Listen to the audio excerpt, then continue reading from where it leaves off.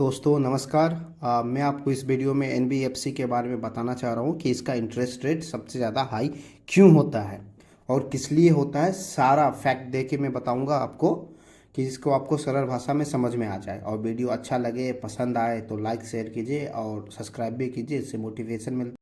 और वीडियो के लास्ट तक बने रहे ताकि आपको सारा जानकारी मिल पाए एनबीएफसी के बारे में। ये काम कैसे करता है, फंक्शन कैसे करता है, इसका इंटरेस्ट रेट हाई क्यों है, रिस्क फैक्टर हाई क्यों है, वो आपसे ज़्यादा इंटरेस्ट रेट क्यों लेता है, और ये सारा जानकारी आपको मिल पाए।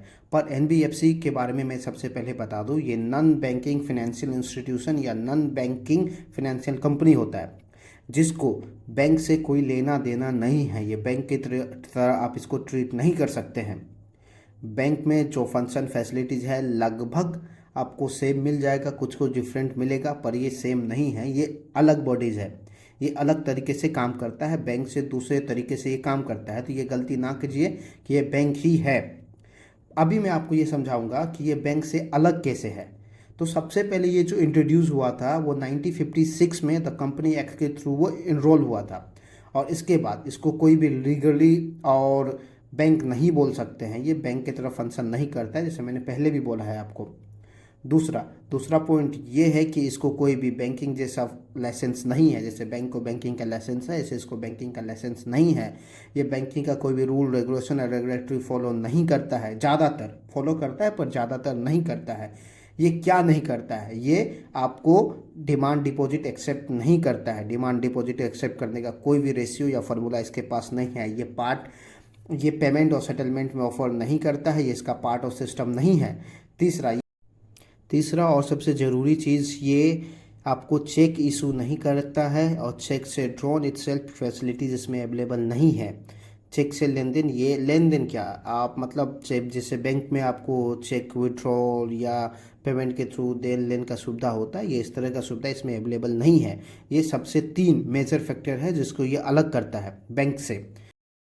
अब मैं आपको ये बता दूं, एनबीएफसी इंडिया में आज के डेट में 9,500 से ऊपर है, लगभग या ऊपर है। ये आपको आरबीआई की वेबसाइट में देखने को मिल जाएगा।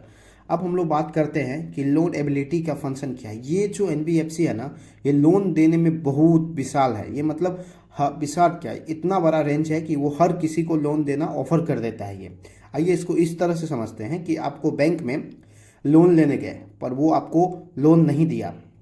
अगर आपको ऐसे समझिए, आपको एक ट्रैक्टर लेना है, ट्रैक्टर लेने के लिए आपको 10 लाख का लोन चाहिए, पर ये आपको 5 लाख, 4 लाख या 6 लाख ऑफर किया। पर एनबीएफसी में ये आइएगा तो ये आपको एलटीवी यानी लोन टू वैल्यू परसेंटेज है, जो आपको 9 लाख में चाहिए वो 8.5 लाख, 8 लाख, 7 लाख या जो होगा वो आपको ये ऑफर करके दे देगा।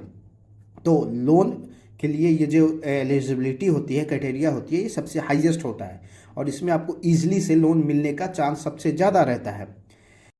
एक तो ये फैक्टर हो गया। और दूसरा फैक्टर में बात करें तो सिविल, जहाँ पे बैंक 750 के नीचे बात नहीं करता है और कोई कोई केस में वो बात भी करता है, पर इसमें आपको यहाँ पे सबसे बड़ी छूट मिल जाएगी।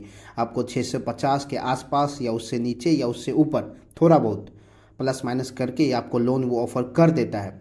आपको 650 अगर सिविल स्कोर है तो इनफ वो लोन ऑफ़र कर देगा, आपको लोन दे भी देगा। ये आपको ये सबसे बड़ा फ़ायदा यहाँ पे ये मिल जाता है आपको।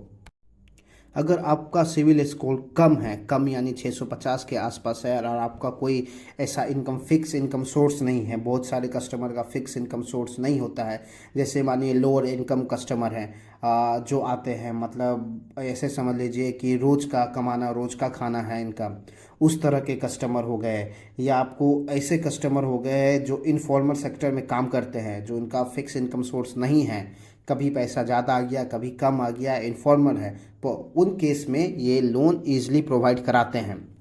अब मान लीजिए कोई मज़दूर है, कोई दिहाड़ी मज़दूर है, कोई वर्कर है, कोई कुछ है, तो उनको बैंक से लोन लेना काफ़ी मुश्किल पड़ जाता है क्योंकि वो बहुत सारे डॉक्यूमेंट मांगते हैं, सिविल चेक करते हैं। पर एनबीएफसी में इन केस में ये टोटली डिफरेंट है, आपको मैक्सिमम लोन ये प्रोवाइड करा देते हैं इसमें।